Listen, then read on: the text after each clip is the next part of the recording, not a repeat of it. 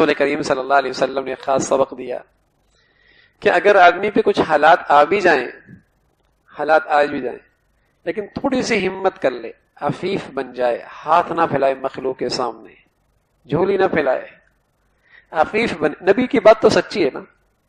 تو اللہ رب العزت خود اس کے خزانوں سے اپنے خزانوں سے اس کے لیے رزق کے دروازے کھول دے گا اور مخلوق سے اسے ہمیشہ بے نیاز کر دے گا. اور پیارے نبی کا ایک ارشاد ہے، جب لوگ مانگتے ہیں اور پھر مانگتے ہی رہتے ہیں تو پھر ساری زندگی مانگتے ہی رہتے ہیں. میرے نبی نے کیا فرمایا، جس کے پاس جتنا. اب تو فقیر کو تو چھوڑیے، امیر کے اندر بھی قناعت نہیں ہے. فقیر کا مانگنا تو سمجھ میں آتا ہے، لیکن اندر دیکھو تو آج تو امیر سے امیر آدمی بھی اندر کا فقیر ہے، اندر سے فقیر ہی فقیر ہے. اور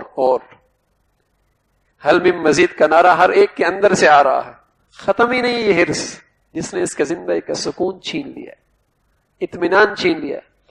حالانکہ اللہ نے اسے اتنا دیا ہے آرام سے بیٹھ کے کھائے، سچ کروں عمر گزر جائے، لیکن اس ہرس نے اس کا آج کا اطمینان بھی ختم کر دیا. اس لالچ نے اس کا آج کا سکون بھی چھین لیا.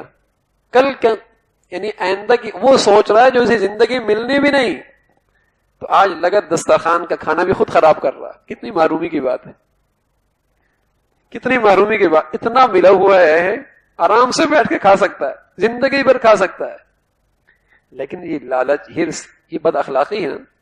جب آدمی کے اندر آ جائے تو جو نعمتیں موجود ہوں ان کے لطف سے بھی محروم ہو جاتا ہے.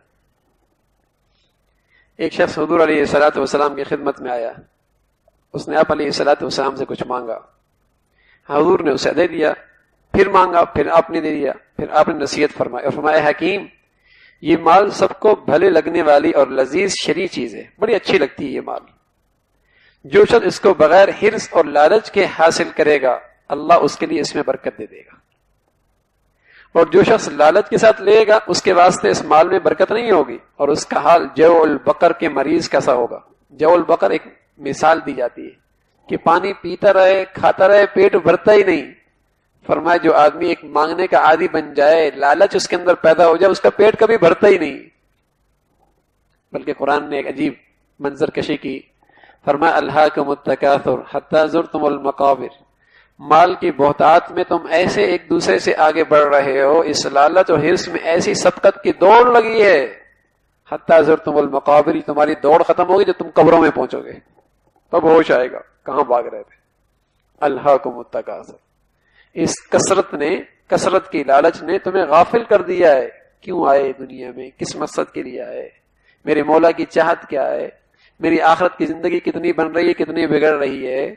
ہاں سب چیزوں سے غافل. ایک ہی ہے، میری گاڑی اس سے اچھی، میرا گھر اس سے اچھا، میرا کاروبار اس سے اچھا، میری بیٹی کی شادی اس اسٹیٹس کی. ایک میدان ہے بڑھنے کا، یہاں پر ہر شخص دوسرے سے بڑھ رہا ہے. اور جس نے زندگیوں سے سکون چھین لیا، چین ختم ہو گیا. یہ آگ ہے، آگ. ہرس لالچ ایک آگ ہے. جیسے وہ بوفے سسٹم کا کھانا ہوتا ہے نا، کھانا گرم ہوتا رہتا ہے، تو اسی طرح یہ ہرس اور لالچ اس کی زندگی گرم رکھتا ہے. دیا سلائی ہے اس کی زندگی میں جو کسی کروٹ اسے سکون نہیں رہنے دیتی.